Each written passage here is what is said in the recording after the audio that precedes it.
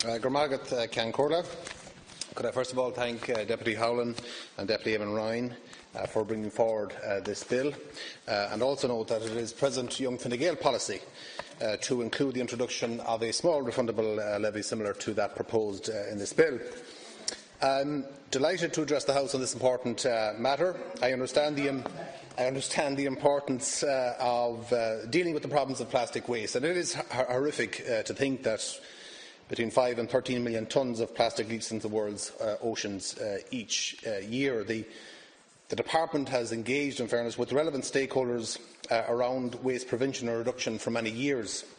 Ireland has gone from being a poor performer in relation to packaging waste to being one of the best due to the combined efforts of stakeholders.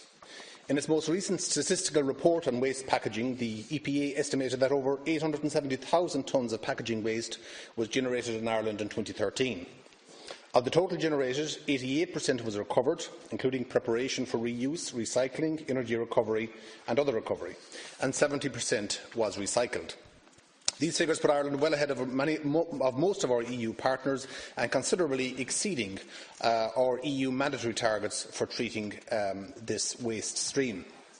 The potential for any ban on single-use non-compostable cups and other tableware to be in breach of either the Packaging Directive or the Treaty of the Functioning of the European Union is a matter of some concern, as Minister Naughton has said, and will need to be examined before any move is made to introduce it.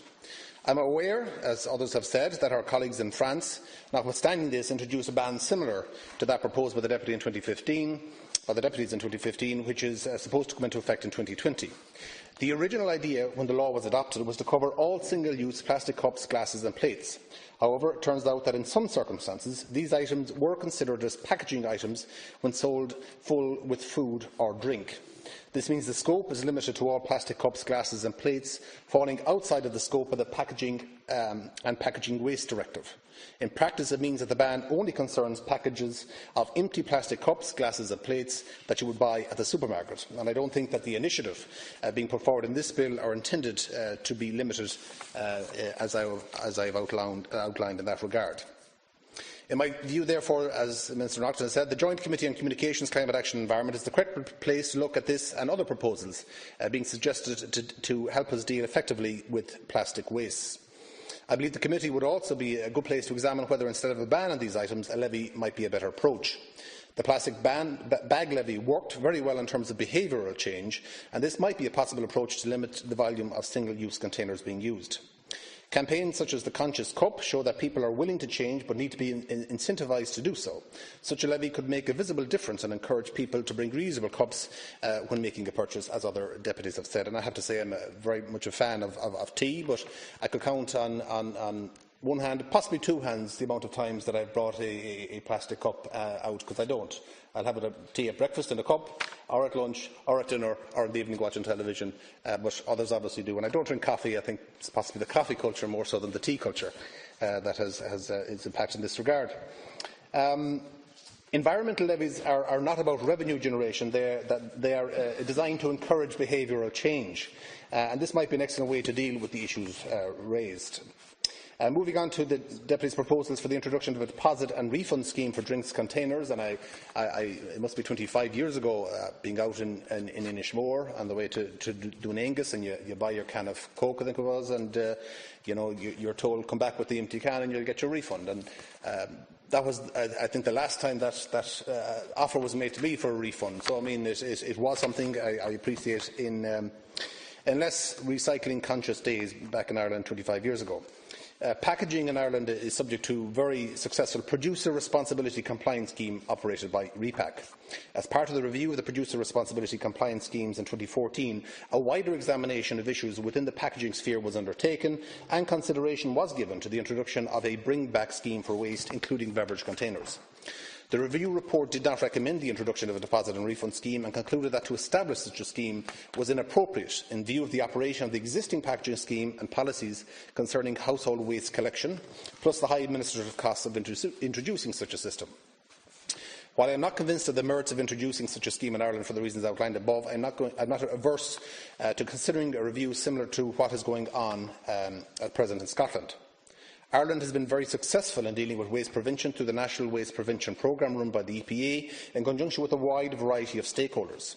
From the Green Business Programme to the Stop Food Waste campaign, there is a lot of work being done across a variety of waste streams to reduce the waste we generate and deal effectively with the remainder.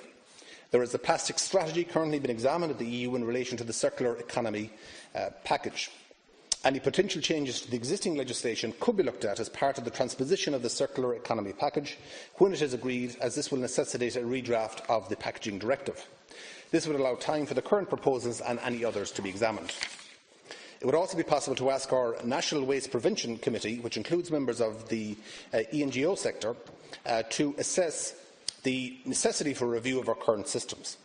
In particular, it might be helpful to ask them to consider how much the installation and running of a deposit and return scheme would cost, how should it operate, who should operate it, what steps would be needed to provide the necessary infrastructure, what would the likely benefits be, how could it be made compatible with our existing producer responsibility initiative.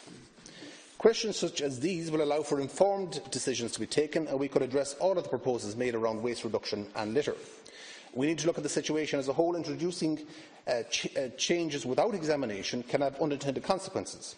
For example, if the more valuable materials, such as aluminium cans and polyethylene bottles, are removed from our recycling bins and brought into a deposit and return system, then the cost of the waste collectors will also change, and this could have an impact on the cost of treating material for the recycling bins, and also have implications for our waste targets when we are currently well ahead of most of our EU colleagues.